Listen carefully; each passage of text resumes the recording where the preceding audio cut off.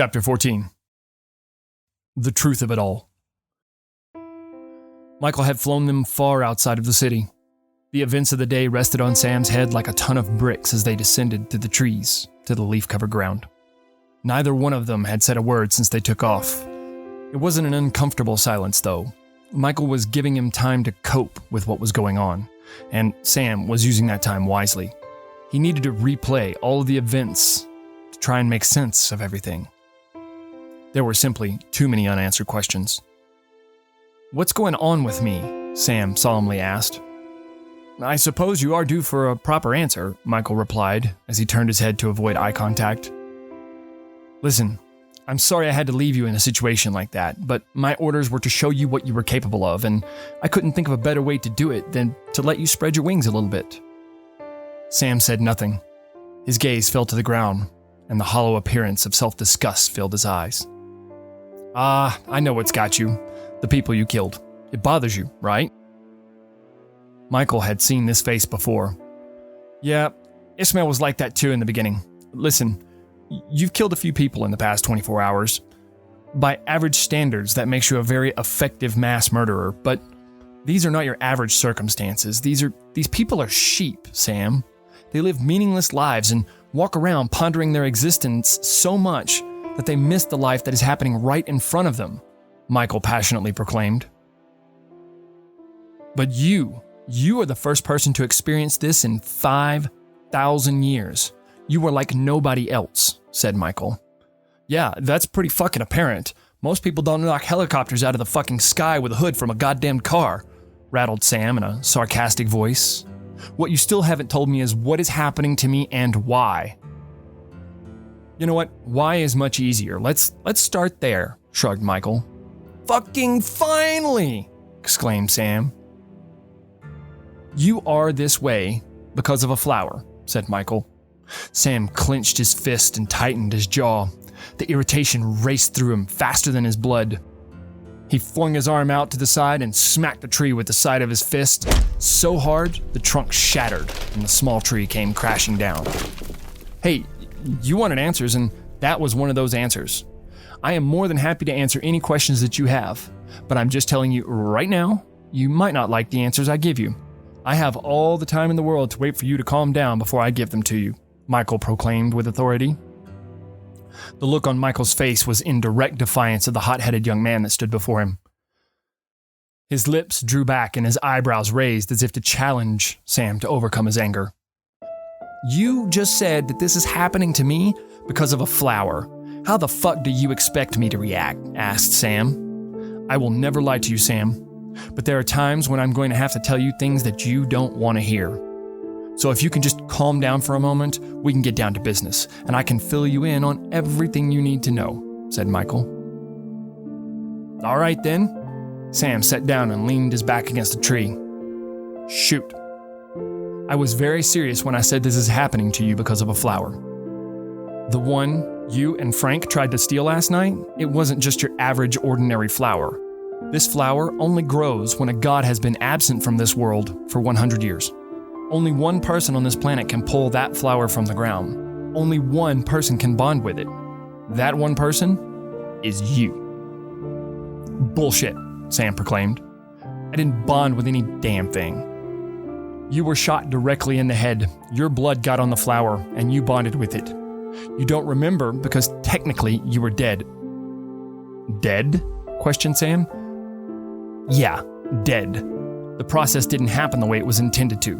First you make the bond, then you max out, then you die. But no, you had to take the fast way and died right out of the gates." "I am so confused. Max out?" Sam questioned with a bewildered look on his face. "Okay. So first, when your blood touched the flower, it made a bond with you on a DNA level. You were supposed to be alive when that bond was made. When you bond, the flower alters you on an atomic level. Don't ask, we don't know how. Second, when that alteration happens, it makes you into a perfect specimen of a human. You are strong as any human could ever be. Your eyesight is as good as it could ever get. Same for your hearing, your taste, your touch, smell, reflexes, immunities, etc. If it was something that the human body does, you could have done it better than any other human on the planet. However, those improvements stretch far beyond just the physical. They also include the mental, emotional, and spiritual.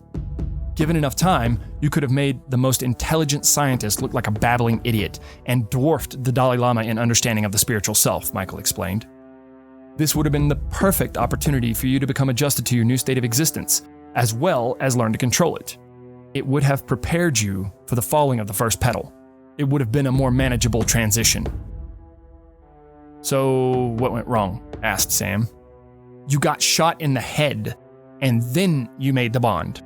The flower immediately brought you back to life, and you bypassed the first ascension in seconds, where it should have taken several hundred years. So, let me get this straight. I died, and the flower brought me back to life. Now I'm some superhuman that missed 200 years of training, and I can throw cars. In a very Ted Theodore Logan fashion, Sam cocked his head slightly to the side and said, Whoa. Yeah, this rabbit hole gets a lot deeper than that. There are 2 reasons you went berserk and turned that cavern into a slaughterhouse last night. The resurrection process has a built-in defense mechanism. Each time the flower brings you back, it ramps up your abilities to about 4 times of what you were before you died. Why does it do that? Sam asked. So you can kill whatever killed you. Simple math when you think about it. The second reason is something far more sinister. I haven't quite figured out what to make of it. What's that? Asked Sam. Malice, said Michael in a solemn tone. That is one sinister bastard you've got in there. I hate to see what he's going to be like on the next ascension. The next ascension? You mean this is going to happen again? Oh yeah. No doubt about that. 11 more times to be exact, professed Michael. Your flower had 12 petals on it. You have 11 left. Each time you pass, it will resurrect you, and you'll become double what you were before. Your power is far greater than what it's supposed to be, though. Fuck me. What's the point in all that? The point is for you to replace God. Plain and simple, Michael said as bluntly as possible. I think I need a second to process all this, said Sam. Sam placed his face into the palm of his hands and began to rub his stress out. It was a very heavy concept, replacing God, ascending, a magic flower that brings you back to life. The absurdity of it all would have almost been humorous if he hadn't experienced everything that he had today. This was certainly not the answer he was hoping for, but underneath the enormity of the entire situation was one simple fact that he had to accept. He was going to become a god, and that was pretty goddamn cool. He pulled his face from his hands and asked, 11 times, you say? How long is that going to take? It took Ishmael about 4,000 years. 4,000 years? Sam was not expecting an answer like that. When the only thing they have to kill you with, Sam, is sticks and swords and stones, it takes a while. But judging by how he looks now, I imagine he found a way to die a few times in the past 100 years. Sam's eyes opened as wide as they could be. He had officially had enough up to this point. Though he was not physically fatigued anymore, his mind and soul had taken more than they could handle. The day had worn through his thin exterior of a soul. Death, destruction, surprise, violence, mayhem had followed him at every single step. If this was going to be the normal, he was going to need to prepare. He just needed a bit more time to catch his breath. Mostly, he needed a shower and a change of clothes. Sam was still wearing the blood-soaked clothes that he had woken up in this morning. He was still caked in the remains of the men that he had killed in the stairway. He could still smell the stench of the sewer he and Frank had tromped through the night before. The stress of all the running and killing was permeating through the pores of his skin. Sam had never felt this dirty before. Honestly, he could have stayed in the woods all day. At least, no one was trying to kill him there. There were no helicopters trying to take him out, no snipers or men dressed in full tactical armor. He could smell the fresh air and hear things that he had never heard before.